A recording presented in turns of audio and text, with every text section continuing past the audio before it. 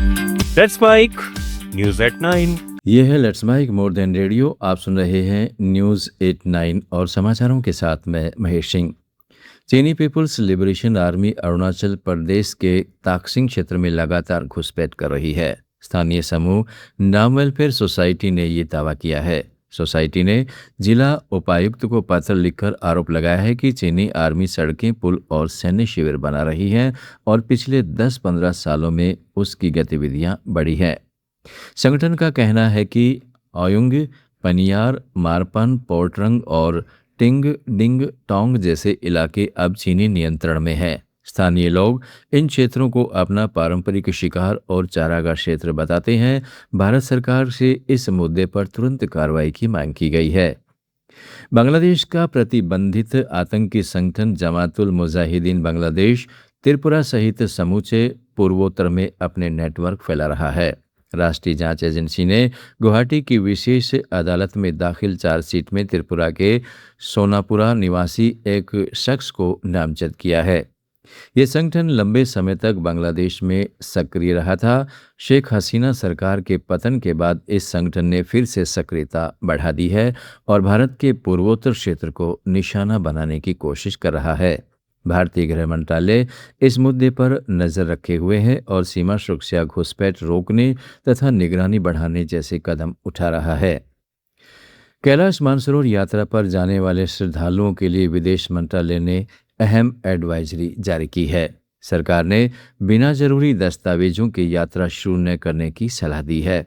विदेश मंत्रालय ने कहा है कि निजी टूर ऑपरेटरों के जरिए यात्रा करने वाले श्रद्धालु वैध चीनी वीजा और सभी अनिवार्य प्रवेश परमिट मिलने के बाद ही यात्रा पर निकलें।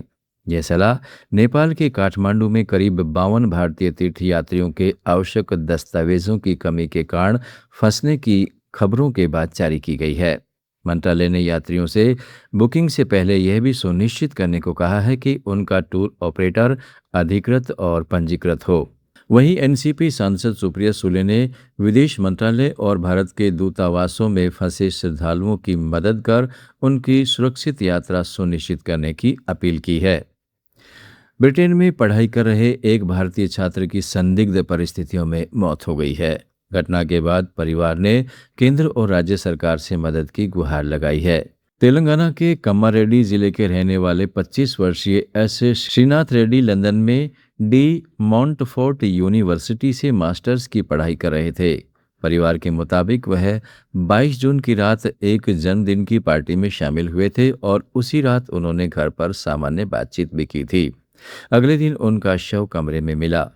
रूममेट का दावा है कि श्रीनाथ ने फांसी लगाकर आत्महत्या की, लेकिन परिवार ने मौत की परिस्थितियों पर सवाल उठाए हैं और निष्पक्ष जांच की मांग की है। परिजनों ने केंद्र और तेलंगाना सरकार से शव को भारत लाने में मदद की अपील की है, जबकि इसके लिए क्राउड फंडिंग अभियान भी शुरू किया गया है। पाकिस्तान के रक्षा मंत्री ख्वाजा आसिफ का एक बयान अब उनके ही देश में बड़े विवाद की वजह बन गया है। पीओके के लोगों की पहचान पर की गई टिप्पणी के बाद विरोध तेज हो गया है। एक टीवी इंटरव्यू में ख्वाजा आसिफ ने रावलाकोट और मीरपुर के लोगों को असल कश्मीरी नहीं बताया है, जिसके बाद पाकिस्तान मानव अधिकार परिषद ने उनके बयान की कड़ी आलोचना की और सरकार से सफाई मांगी। पीओके के नेता फैसल मुमताज राठौर ने भी आसिफ पर निशाना साधते हुए कहा कि लोगों को अपनी पहचान के लिए किसी प्रमाण पत्र की जरूरत नहीं है और रक्षा मंत्री को माफी मांगनी चाहिए। यह विवाद ऐसे समय सामने आया है जब पीओके में विरोध प्रदर्शन और मानव अधिकार उल्लंघन के आरोपों को लेकर तनाव बढ़ा हुआ है। भारत और बांग्लादेश के बीच गंगाजल बंटवारा समझौता इस साल दिसंबर में खत्म होने जा रहा है। इसे लेकर बांग्लादेश में नई चिंता और बहस शुरू हो गई है। 1946 में हुआ भारत बांग्लादेश गंगाजल समझौता 30 साल बाद दिसंबर 2026 में समाप्त हो रहा है। बांग्लादेश के अर्थशास्त्री नजरुल इस्लाम ने कहा है कि इस समझौते का नवीनीकरण ढाका की सर्वोच्च प्राथमिकता होनी चाहिए।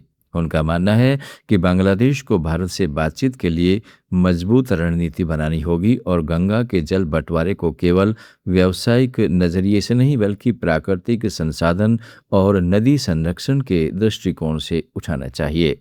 उन्होंने फरक्का बैराज और न्यूनतम जल प्रवाह का मुद्दा भी प्रमुखता से उठाने की सलाह दी है।